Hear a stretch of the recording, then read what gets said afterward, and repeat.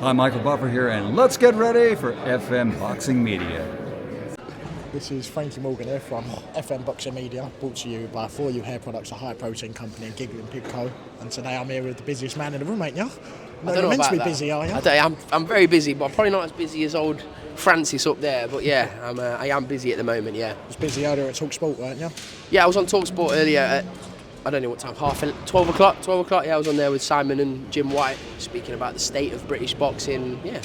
What was Simon's state of British boxing? Was he talking about Frank again? Yeah, he did drop the elbow in on Frank every now and then. I find that funny, to be honest with you. Yeah, I feel like Frank actually finds it funny himself. Yeah, it is funny. It's back and forth. You can't take shit too personally in boxing, honestly, because like it just is what it is. Yeah, and you're obviously here today to support Adam Macker, arguably one of the biggest upcoming prospects in the UK at the moment. I just heard you say that you're a bit gutted that he's on as early as he is. Oh God, I don't think he should be on as low as he is on the card, to be honest with you. But look, like I've said to him, I've not kicked off about it. Just go in there and show everybody how good you are, and then your performances will speak volumes, and you'll move up higher on the card. Yeah, even as an amateur, he was stopping people, and not only stopping them, but knocking them out as well.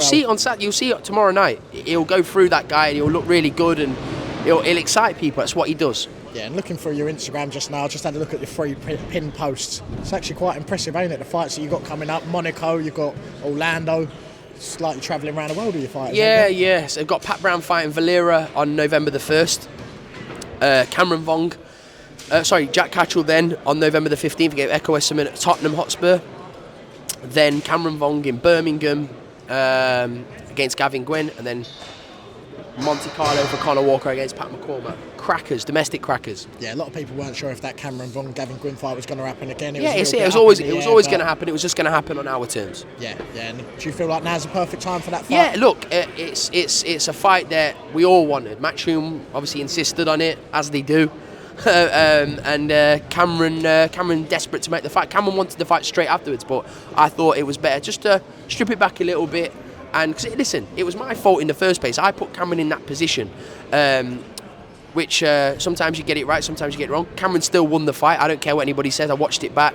Cameron won the fight, but we want him to win convincingly, because to win convincingly, then you get the adulation afterwards. And I don't think he's been given the respect by anybody really after his performances.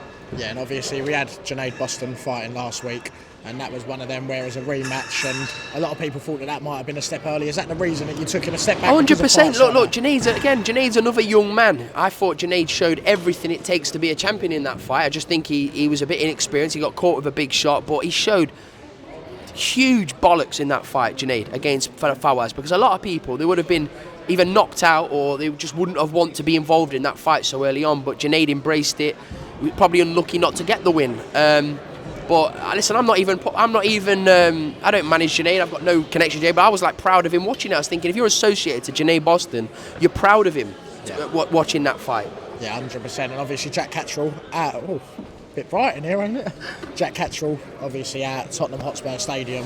How big of a fight is that to be fighting? Yeah, it's a massive fight. It's a huge stage, and we're grateful to Turkey Al Sheikh, Ring Magazine, Matchroom, for making this possible for Jack. Another great opportunity, but the key's to look good in this fight, and I believe he will. And if you could give one reason for everyone to tune in early tomorrow, get their tellies on, or get here early to watch Adam Macker, what would be your reason? Adam Macker is non-stop excitement. It could be the first round, could even be the 4th round, but he'll stop this guy, and it will be chaos. Adam Macker brings heat, he brings excitement. So get to Yorko nice and early, and tune in to watch Adam Macker. And if you're watching at home, before the bell. Yeah, and the one quote that I got out of Adam yesterday, I said, obviously he's called for a new a couple of times. Yeah. I said, would Sam let you have that fight next? And he said, if the money's right, we'll have that next. No. Listen, little fucker. He's put it all on you. But let me tell you something about Adam. He would fight anybody. If I told him right now you're fighting 12 rounds for a title, he'd do it.